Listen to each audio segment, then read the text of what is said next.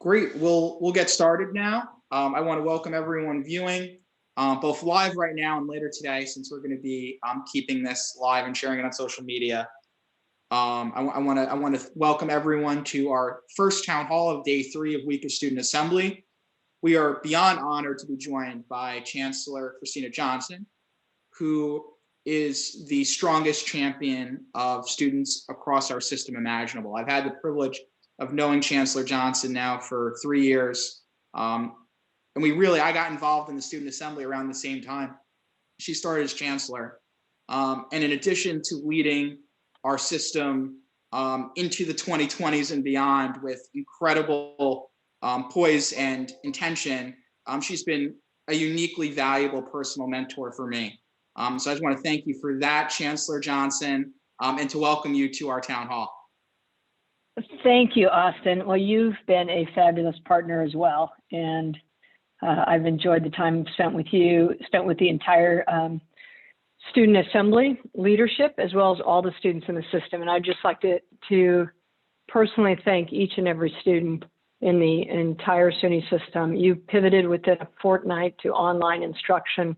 You're finishing strong a semester that was challenging beyond belief.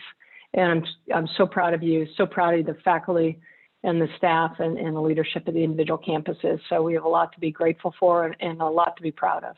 Thank you. Thank you, Chancellor. So my first question for you is, it's obviously been a difficult time for everyone, but your position, I think, has given you, I imagine, a broad look at the system, and hopefully there's some inspirational stories to share from that view. What's most inspired you and given you reason for hope the last 2 months? It is the way that SUNY responded as a system. So what do I mean by that? I was so incredibly moved by the fact that, we know that this pandemic hit, and it hit downstate really hard. And there are a lot of tough decisions that needed to be made. And you saw from Upstate Medical University, you saw 46 registered nurses and 2 respiratory therapists and 3 pharmacists and 5 pharmacy techs leave their home, their safety of their home, and travel downstate. And it was just so inspiring to see. And it was very touching to see, them as they went through different counties, the fire departments and the police departments giving them an escort. I think that was incredibly powerful. So I think it really shows the power of SUNY and how we are so strong, SUNY together. So I think that was one of the things. And I think the kind of community volunteers, and it wasn't just the medical and the frontline folks, it was people like Dominic Porfido, and I hope I'm pronouncing his name correctly, Porfido. He's a senior at Suffolk County Community College, and he's spending his nights volunteering with Hero Joint to provide food to hospital and night shift workers. It's the alumna from FIT that started Sew for Lives, and it's the 18 colleges that have 3D printers that are cranking out 2,100 face shields to protect people that are helping the most vulnerable at this time. And I could go on, and I probably will. So let me just say one last thing. Niagara Community College, and I don't know if there's students on from some of these places that I'm mentioning, but I thought it was so cool that they decided to give their class gift to TOPS to promote and to provide 18,000 cookies to police, fire department, frontline medical workers. And the cookies are designed as clapping hands. And this was actually the inspiration of one of our trustees, Trustee Eunice Lewin, who many of you know, who spoke so eloquently at our fall assembly. So I think everybody stepped up, and there's just so many great stories that I probably have 100 of them, and we should get them all, and we should put them all on the YouTube so that we can continue to be inspired. And then I'll pepper a few more through my remarks as I remember. But thanks. I mean, it really has been a tremendous SUNY system response. Absolutely, Chancellor. So we've seen students and faculty members really rise to the occasion, but we shouldn't, also remember that we must also remember that it's been a difficult time, and that the adjustment to remote learning has been difficult for a lot of students. So what advice do you have for students who may be struggling right now to succeed in our new remote learning model? I think right now, if we step back and we'd say with so many students pivoting to learning at home, and in some ways learning by themselves, I think one of the things that I've tried to promote with individualized learning and education within SUNY is we all learn from everywhere. We all should be like sponges. So when you're by yourself at home or in a dorm by yourself and you're learning, online by yourself, I think the advice I'd give is remember that you're not alone, that you're part of a network and a community, and organize discussion chats, just like you do. You'd say, hey, let's get a coffee. Well, you can do it virtually. It's not as fun, I get that. But I think one of the things I'm trying to promote is that we learn as much from our professors in the classroom as we do from each other. And so it's that peer-to-peer interaction that's more challenging to have when you're remote. And it's also that faculty to many student interaction. So we want one-to-many, but we also want many-to-many because that gives us that ability to learn exponentially.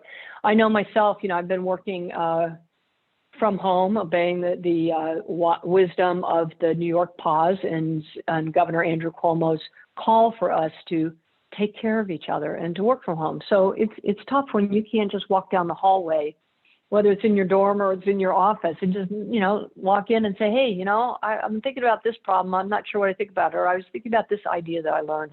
It's harder. It's worth making the effort. So I think that's one thing I would say. I think that some of the things that we've tried to do, and as much as it has been a challenge for sure for all our students and our faculty, because, our motto is to learn, to search, to serve, right? To do all that remotely when we're not together. The staff, I want all the students to know that the staff throughout the campuses and throughout the whole system have been working day in and day out, 24/7, literally. We have calls at night, we have calls Saturday and Sunday. I think with the weather turning better, also that helps brighten people's spirits. But in order to enable the online learning, we recognize that a lot of our students, we, don't have access to the technology. So we went out and we procured 8,800 laptops and Chromebooks and MacBooks in order to make sure that the students that don't have access could have access, including headphones and webcams. We've also set up live drop-in sessions, and the remote teaching clinic, we launched it on March 16th. That was one of the things we did during spring break in order to get ready for this. We've got 6,422 to be exact, registrations, 36 different webinar topics. And your faculty have dropped in too. 495 faculty have dropped in for consultations across 34 campuses on how to teach and to do remote learning and instruction. So it's been a heck of a time without a doubt. And I think the biggest advice that I would give is continue to learn from each other, continue to learn from anyone and everyone. And also, one of the biggest things, and I've been in education for 40 years, right? I know you're all like, wow, that's old. True. But what I've learned is that one of the biggest challenges in life is to transition from, gee, I can only get the learning and education I have in a traditional 50-minute lecture class, in college. You need to also, that's why we emphasize applied learning and we emphasize internships and apprenticeships. And we're going to double down on that because we know that part of the college is a transition from living at home to being on your own and also learning to learn on your own. So although this has been a pretty difficult time, I hope that it's also given each and every student the confidence to know that they can do some of the learning on their own, which is a huge, huge benefit going forward. Thank you, Chancellor. And we've definitely seen students put in the extra work, I think, to stay on top of things. Absolutely. And all things considered, I think things have gone much better than I and others may have been worried they would back in the middle of March when it seemed the world caving in. So SUNY's been an integral part of New York State's response. Obviously, our hospitals and doctors, but also SUNY faculty and staff who have volunteered, who have stepped up across different ways of different elements of the response. But now we're facing a real economic crisis. as a result of the pandemic. Right. What role do you see for SUNY in New York State's response to that economic crisis? Well, it's a great question. So I think what's interesting is I love history. I am an engineer, as you know, by training, but I love history. And I am a firm believer that if you want to know how to go forward, it helps to know where you've been. And so if you look back to the recession of 2009 and 2010, what did we learn? We learned that the nearly 100%, I think it's like 99%, 98% of the new jobs that were created since the Great Recession went to individuals who had some kind of higher education, either an associate's degree, a bachelor's degree, a graduate degree, a micro-credential. So that's where SUNY and CUNY and all our private colleagues, sisters and brothers are in this together, because we want to position the state of New York with an army of really smart individuals who are entrepreneurs that are going to go out and help create those new industries and create the kind of workforce we need in order to sustain the lifestyle that we enjoyed before, and to contribute to, the social justice that we're all committed to. So I think this is where SUNY can be very helpful. I think SUNY can be helpful because we know that at least for every dollar the state invests, according to the Rockefeller Institute of Government study, we return $8.17 to the economy. We know that we'll do $1.7 billion in expenditures, research expenditures. So those are dollars that are going in to create new products, processes, and companies for the future. And we want SUNY students to be prepared to help invent that future. So I see that going forward, the same thing that happened in the past is that SUNY will be even more critical to helping position New York to compete for and create those kind of job opportunities. And it's not just jobs, it's a career. It's being able to launch a career, something that no matter what company you may work with and work for, you're able to contribute in a way that makes you valuable. Absolutely. So Student Assembly and students more broadly have been following the difficult budget news coming from the governor's office. And we're worried about the potential for cuts in state support to the system. What's SUNY doing to prepare for those potential cuts? And what is the plan for ensuring that we can continue to meet our mission academically and to students broadly, even if there is a cut in state support? We know the state's in a very difficult situation, and we are blessed to have such a strong leader at this time as our governor, Andrew Cuomo, and his team, and that includes SUNY, and we're on the team. So we look at this and we say, okay, what can we do to be helpful during this time? So we have set up what's called the SUNY Reimagine and Restart Task Force, where we're looking at ways that we can be more efficient with our resources. So looking at places where there are some things that we've learned about ourselves in the last couple months. We haven't done some of the things that we're used to doing, and it's not bad to take a pause and step back and say, what is core to our mission? What are the things that we need to continue to do to make sure that that our students still graduate with a great SUNY degree, and we should continue those. And things that don't contribute as much, and we're analyzing all those, we probably shouldn't continue. So, they run the gamut from printing paper, believe it or not. We print billions of sheets of paper a year, and it costs a lot of money. It costs with printers, it costs with toners, it costs with just management and supply. And would our core mission change that much if we stopped printing at the rate, certainly at the rate we're doing? So we're looking at that. What can we say from that?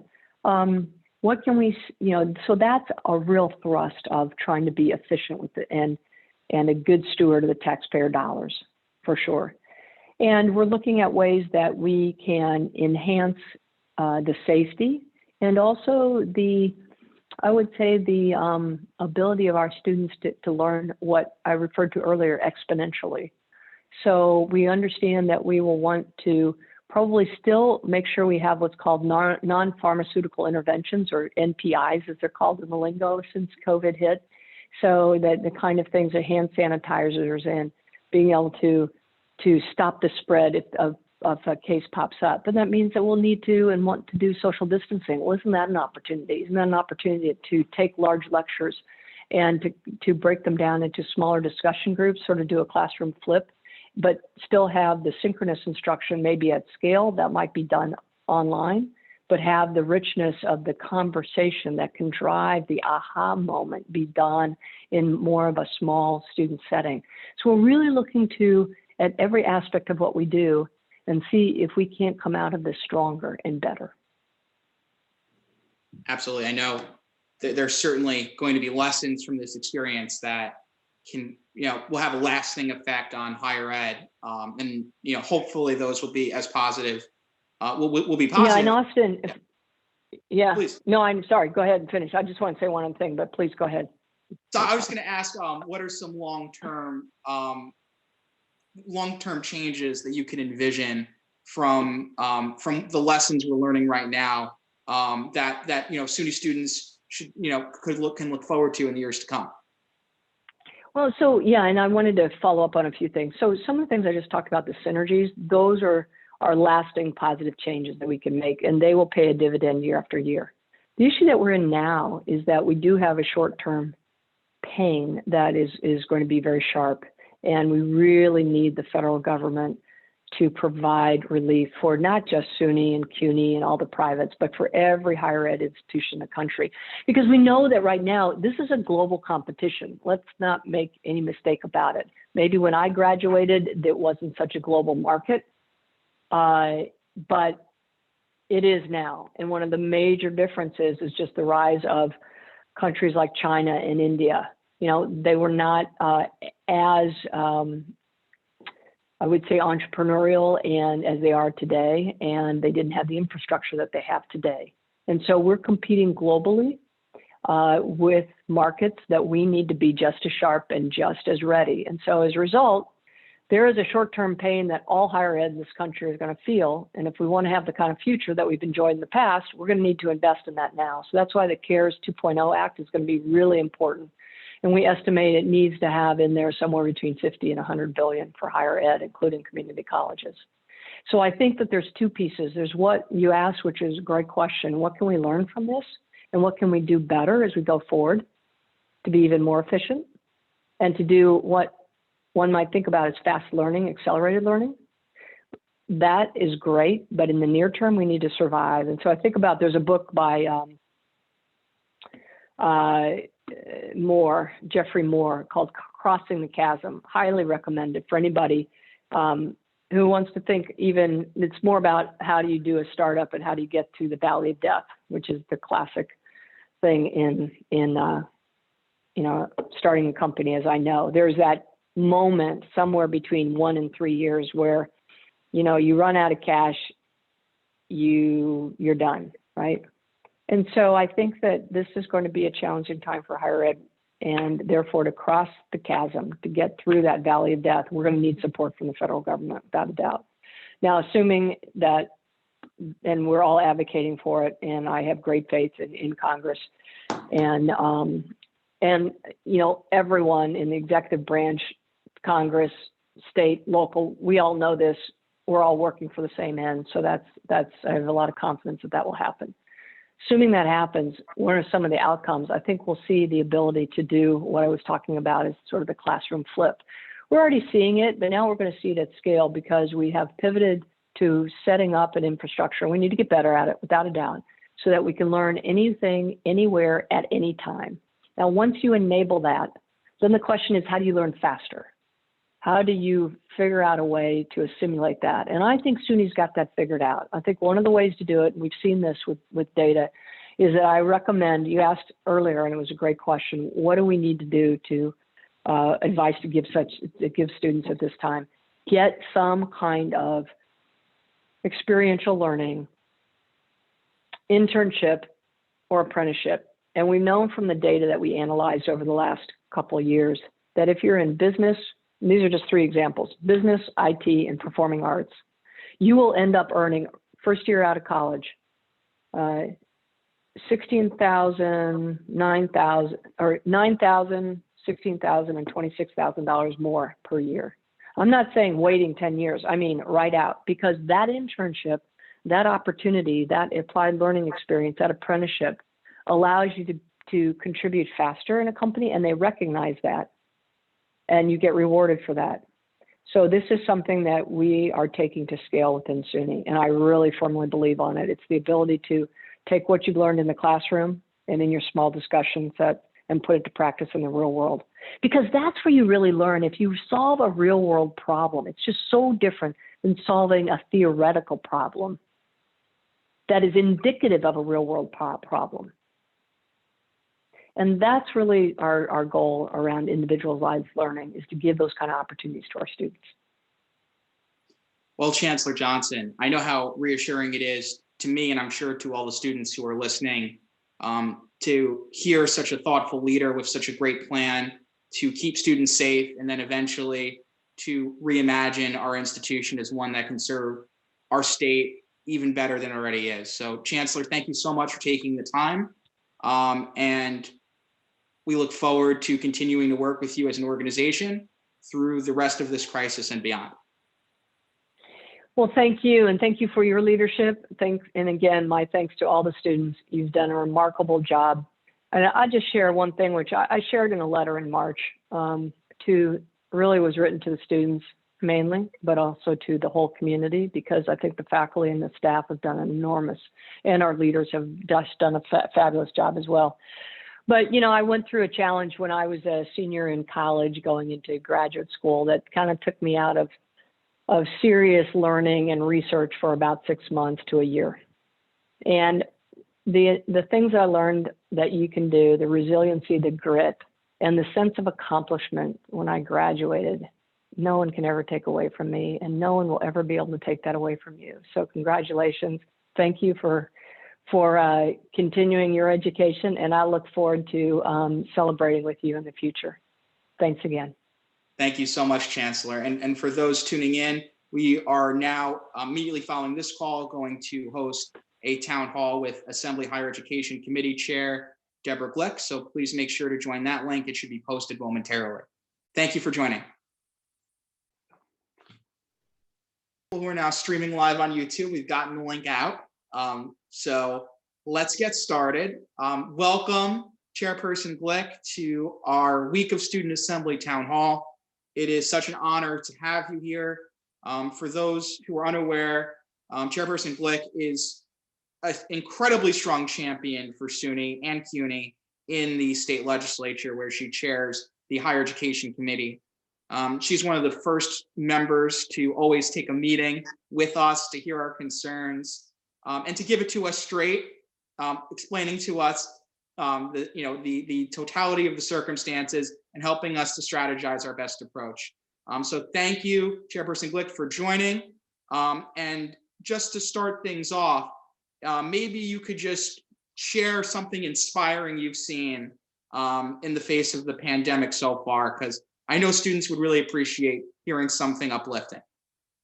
Well, you know, what do you say except that the bravery and courage of the hospital workers, and it's National Nurse Day, so it's appropriate to talk about nurses and other hospital workers and essential workers who are facing, you know, an infection rate that is very high, and yet every day they go in and serve and try to save as many people as possible.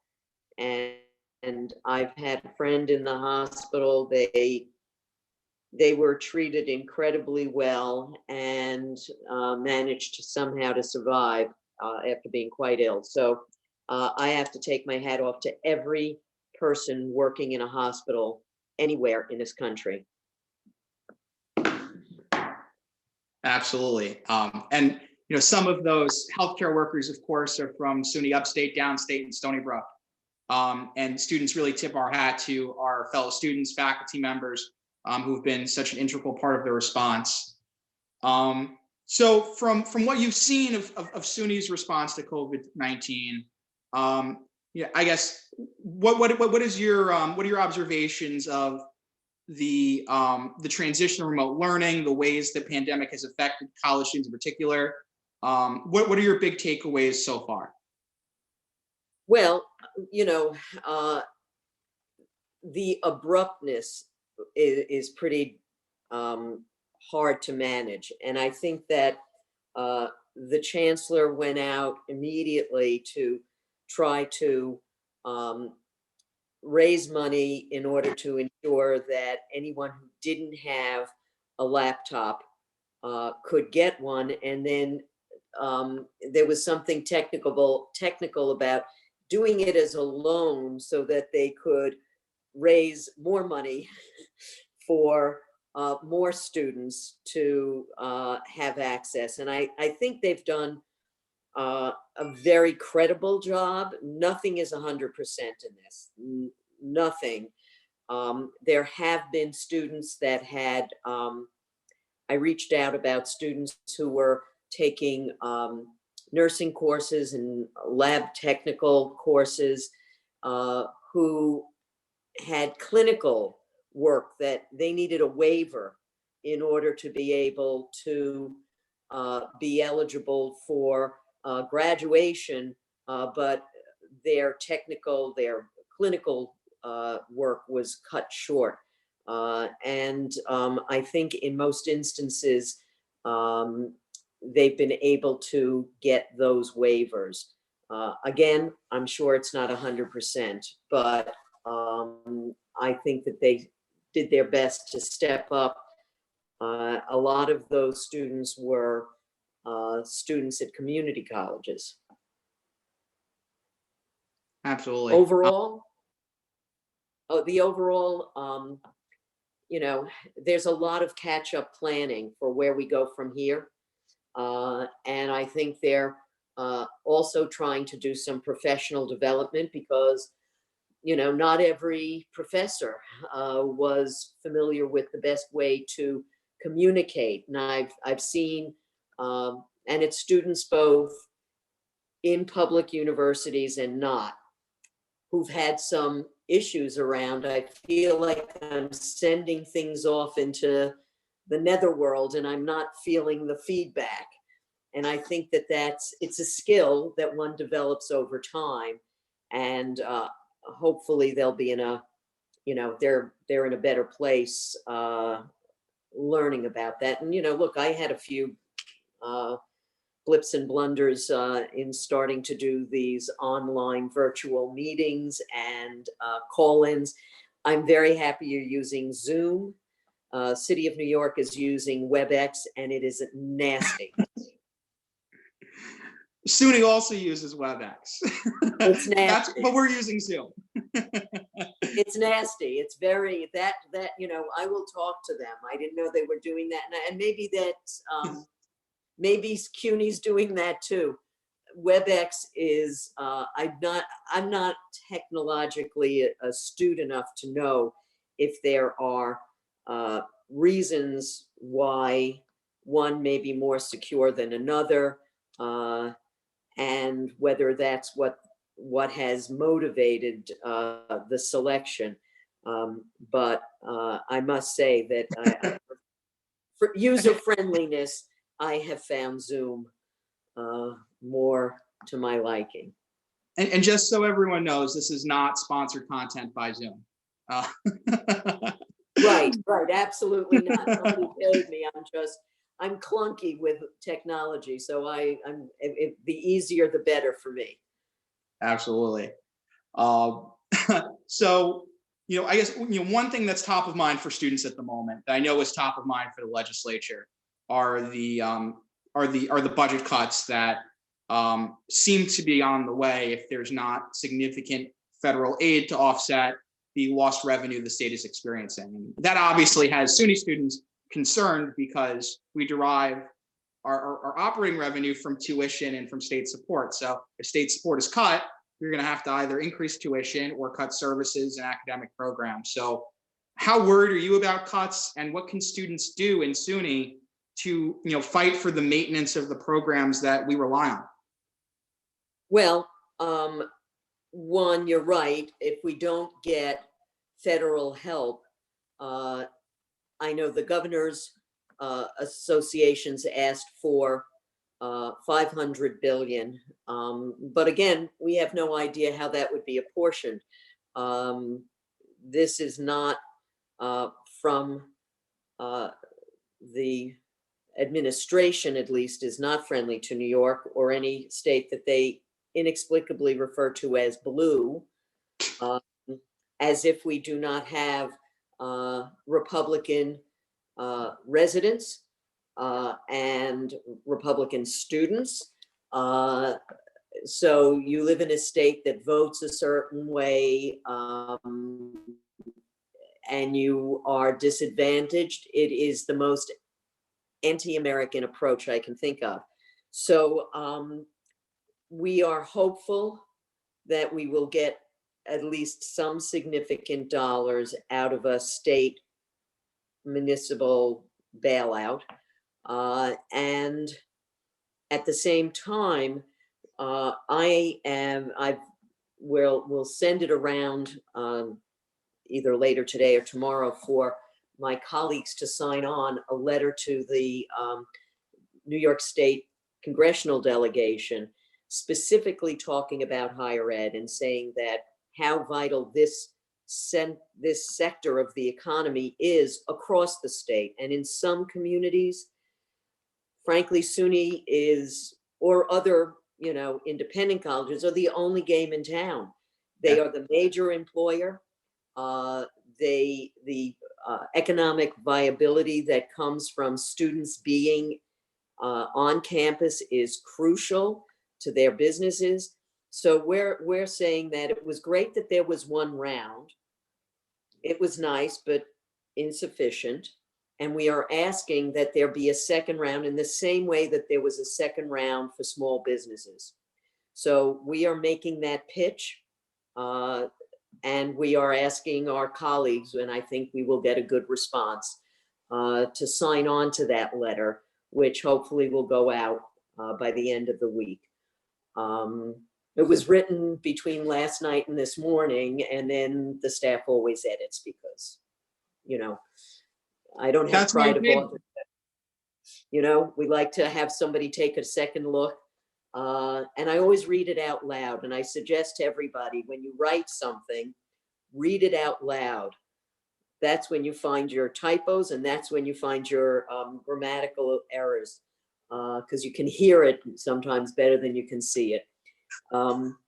So that's what we're doing. And I think wherever SUNY students are, they can reach out to their congressional representatives and make the same point that we got.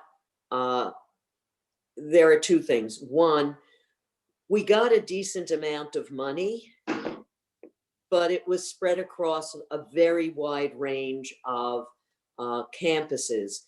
And unlike some of the states that are younger in the union, New York, the Northeast, is an older part of the country.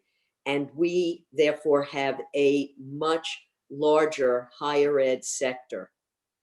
And so whatever dollars were sent based on an appropriate, Pell eligible student body is still insufficient for any number of reasons. Our utility costs may be higher because we're in a colder climate.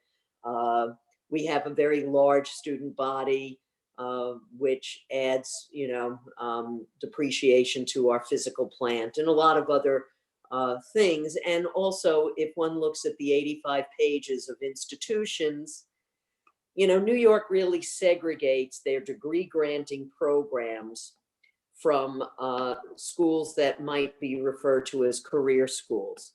Not every state is as specific.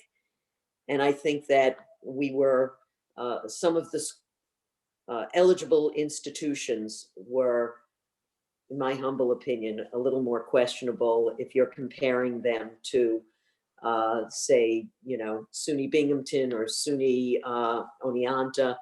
I don't want to denigrate any particular trade, but the breadth of what is called for on a real college campus is perhaps a little more vigorous than some of the institutions that were on the list.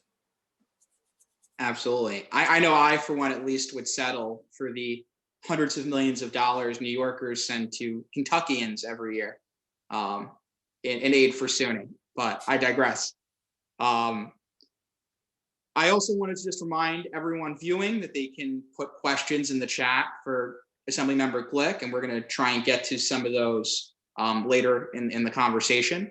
But next, just building on our conversation on the response to COVID-19,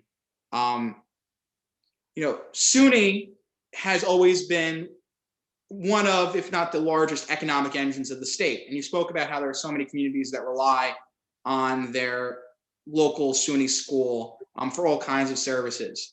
What role do you see for SUNY, I guess higher ed generally, in response to the economic crisis that has also befallen New York State and that we're going to need to recover from once we deal with the health crisis? Well, clearly, higher ed, particularly community colleges, are counter-cyclical. So when you have high employment, people might put off going back for some skills training because they're relatively satisfied and they're working and they can't see how they can fit it into their schedule. When people are unemployed or underemployed, the first thing they do is try to go back to school to increase their skill base or to change their skill set in order to be more employable. So I think that if anything, higher ed is going to be more in demand coming out of this. And the world is changing. So having critical thinking, which God knows we can see is in short supply in certain residences in DC. So it's not just, if you look at who has been successful in business or in any area of endeavor, it's people who have a background in problem solving, critical thinking, an ability to communicate their thoughts and ideas both in writing and verbally. So that's what college does. So that's what's going to make people more successful. And of course, with technological changes, which clearly we found out we were not as technologically advanced as we thought we were, that's going to be a whole other area that's going to be more and more in demand. We knew going into this, before there was a health crisis, that things like data analysts were increasingly in demand. Where do you get those skills? You get them in college. Absolutely. And I know from my conversations with the Chancellor, with my colleagues on the Board of Trustees, that we're actively preparing to play that role because we know New York State's going to turn to us and we're going to need to be a part of that response. So thank you for recognizing that. I guess turning back to the legislature, obviously this whole session got messed up by the pandemic, and the budget that was adopted, I know, was not reflective of everything that legislators would have hoped for, and that there needed to be triaging of concerns with a focus on the pandemic. But what else do you expect to happen this year on the state level? What issues are top of mind for you before we get to the conclusion of this term? Well, I assume that I'm speaking to a lot of younger people. And I will say that when you're younger, you feel like time is a little bit more elastic. As you get older, the wheel of time spins far more rapidly. This pandemic has sort of slowed that down, and every day seems like Groundhog Day. So I have to say, one of my colleagues said, well, on a meeting, what day is it? And people said, well, it's Tuesday. He said, yeah, but what's the date? So I texted him that every day I sit down and start the day by putting the day of the week, the date on the top of my notes list, just to keep it clear. And I tweeted out earlier that working from home, one of the big recommendations of, time managers is to stick to your schedule, get dressed for work. And I do that. I go through my morning routine and I get dressed, shower and get dressed like I'm going to work, except I've, skipped the suit, but I put on a clean shirt and I put on regular pants that I would wear to work, and just to keep yourself focused. So the session, the legislature, we were in Albany for the last 2 weeks of the budget discussion, but without people being there. And the last week without staff, by and large, being there. Isolated already in our offices, except when there was a vote. And it was very weird.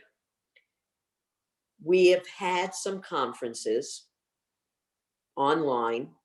They take a little longer because people get called on and they haven't wandered out into the hall. So now they're there. And so the conferences have taken, instead of 2 hours, 4 hours, 6 hours.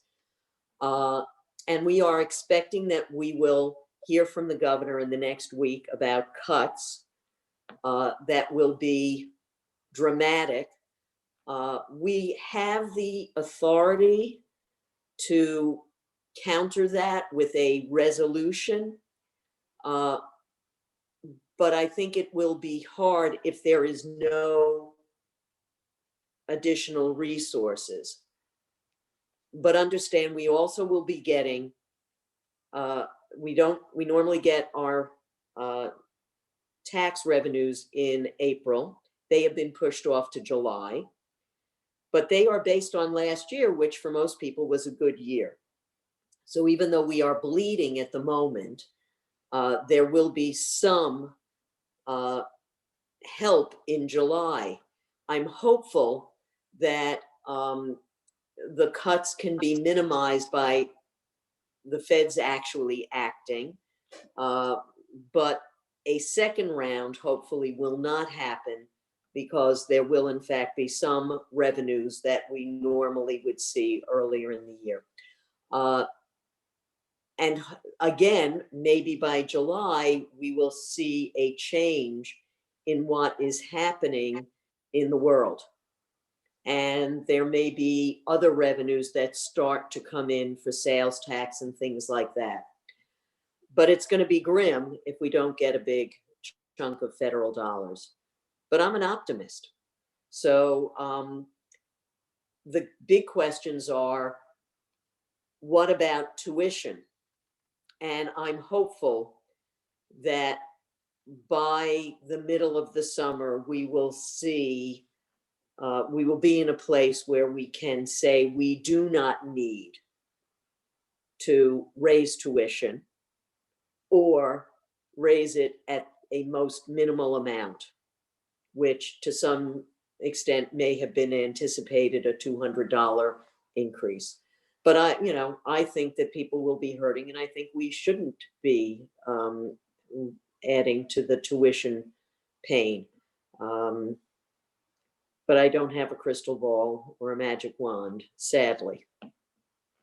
Understood. And I think students understand that we don't exist in a vacuum, and that we care about everyone. We care about support being maintained for all of the things that we care about. But of course, SUNY is essential to the state being able to thrive economically, and we want to make sure that that funding is protected. And we appreciate the work you and your colleagues are doing in the Assembly to do that. So I guess turning to a little bit of a rosier set of questions. I know you're a graduate of two great New York City-based schools, Queens College and Fordham University, one of them being a CUNY school.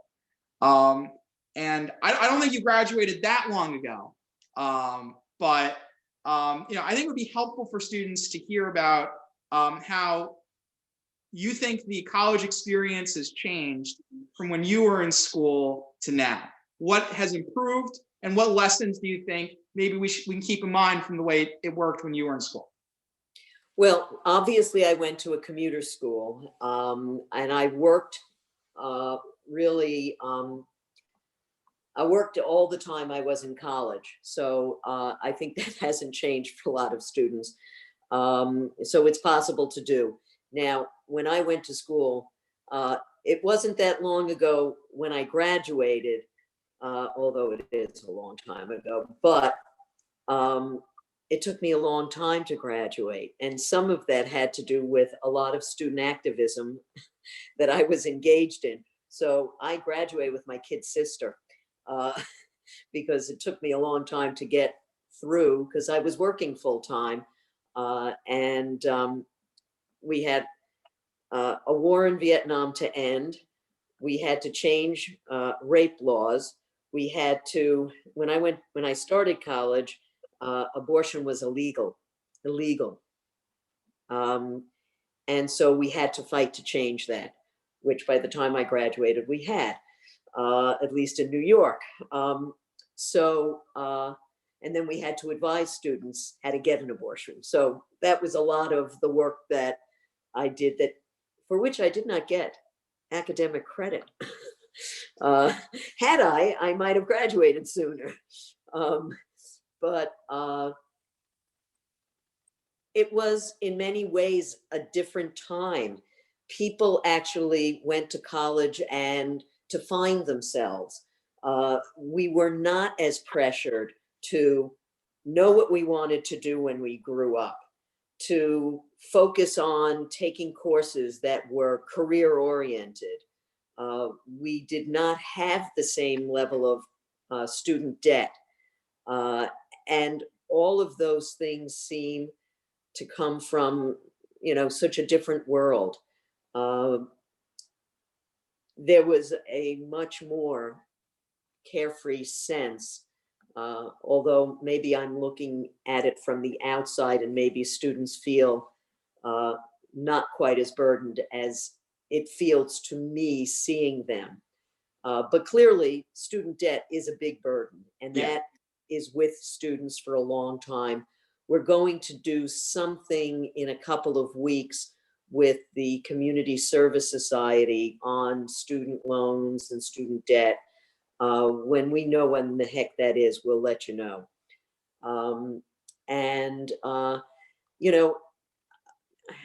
I have fond memories of hanging out, and probably my favorite memory, and this will really date me, was going to a Janis Joplin concert at Colden Auditorium at Queens College.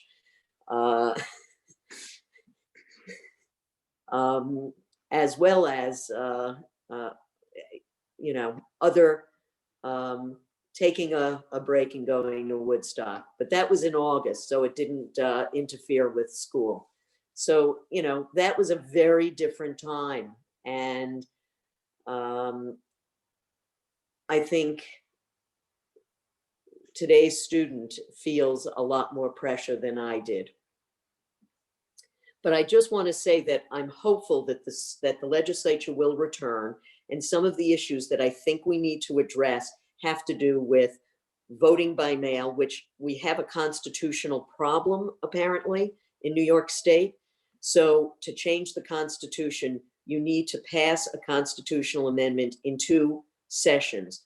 This would be the end of this session, and then next session, and then it can go to the voters. So it would take us some time, but I really hate that Washington State has a successful mail-in ballot system and we don't. So that's and 2, everybody, make certain you and your family are filling out the census, because that's how we hang on to our representation And that's how we get more of the federal dollars back to us.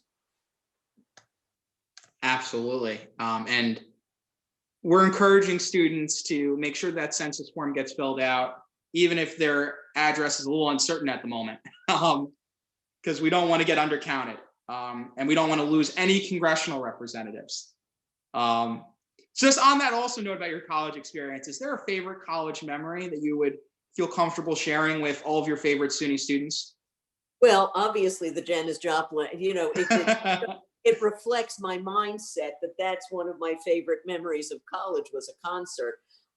But I think what people don't know about me was since I graduated as an English major, they don't know that for a significant part of my undergraduate career, I was a theater major. And so when I left to work full time and came back at night, I could not take the advanced theater courses because they were only available during the day. And so I switched majors, but I think probably the coursework with the La Mama Theater Group, which was very different from just about anything, they taught movement and physical theater, and that was probably one of the highlights, working with actual theater folks and learning that aspect of the craft. So there's another world where Deborah Glick is the star of Broadway? Well, yes, in my mind, somewhere in the, this will be, for many of your students, something they could only look up on YouTube, but Clara Peller was a character actress who started in her like 80s in advertisements. And it's the "Where's the Beef" older lady. So maybe somewhere in my future, I'm a junior Clara Peller. Well, you have a starring role right now in one very dramatic body.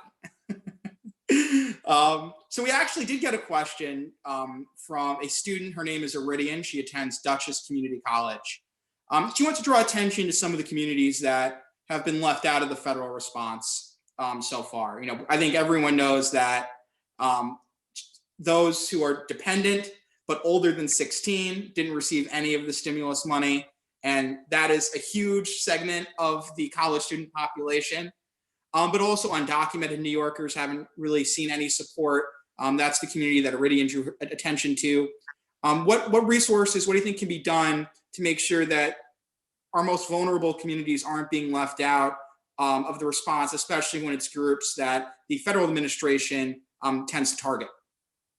Well, I do think that we have had conversations about what we can do to raise some revenues, even in this difficult time, and to use some of those dollars, because that's state dollars that we control. This entire pandemic has been an opportunity for this administration to increase xenophobia and encourage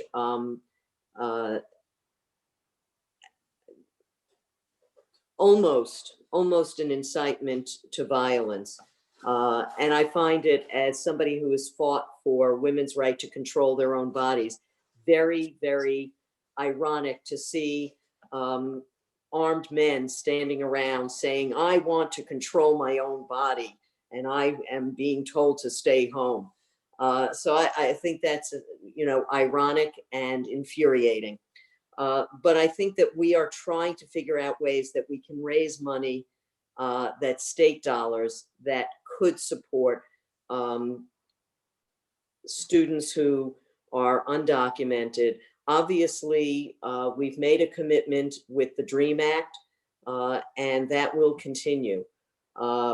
Additional resources in some instances, I know certainly at CUNY, the Chancellor is working to, they've always had an emergency fund, and they are trying to increase that. And SUNY has emergency dollars, which they have used to help students who were stranded at school and couldn't get home, didn't have any ability to travel, and to get SUNY students who were abroad repatriated. So it's complicated, but the state is going to have to do what it can, not to reduce resources, but find ways to increase resources for students who are not getting any federal assistance. Absolutely. And I just want to, before we conclude, just, extend our hand as I know is always available, is always available to you on any of the federal advocacy. We've been contacting all of the members of the congressional delegation as well to talk about the importance of including money in the next round of stimulus for higher ed. So any way we can support your efforts, we'd be happy to. And I just wanted to give you an opportunity to share any parting thoughts to students, any well wishes as we conclude an academic year under some difficult circumstances, and maybe something to look forward to. That would be helpful as well. Well, I will just say that for graduating seniors, it's something that I know people may feel that they were cheated out of a graduation. I know some of the schools are thinking about how they may be able to do that later in the summer. And, I have, for students who were part of our internship program, we're trying to put together a little video instead of our usual awards program at the end, something that we will try to do to close out that program in a way that appreciates the work that everybody has put in. But I also think that, we are as resilient people, and we will, this is a challenge that this generation didn't ask for, in the same way that the greatest generation in the middle of the 20th century did not ask for that challenge. But what came out of that was the GI Bill, which changed this country and made college available to people who had never imagined. And we have to come out of this with a sense of purpose and a sense that public service has been denigrated, and yet it is only government that can step in at a time like this. And so encouraging people to look to public service as their future, and to understand that working in your own community and probably for the foreseeable future, wearing a mask in public. I don't know why people are so resistant to that and how that impedes on their freedom, but it makes everybody safer, and it will make us all possible for us to be in public together, maybe a little at a distance, but out in public where we want to be. But wear a mask and stay safe for you, for your family, for the people around you and the people you care about. Thank you so much, Assemblymember Glick. And we really hope to have the opportunity to meet with you again in person sometime real soon. And please, again, whatever we can do to support your efforts at the state level, at the federal level, students have your back, just like we know that you have ours. So well, thank you so much for joining us. Thank you. It was a pleasure. Go ahead. It was a pleasure. I really appreciate the offer of what has been a great partnership and the continuing of it. Absolutely. So for those watching, our next program will be at 6 p.m. We will have a town hall / interview with Broadway composer Neil Berg from The Other Life of Assemblymember Glick. And make sure to tune in for that again at 6 p.m. at this same exact YouTube link. Thank you so much for joining us. Thank you.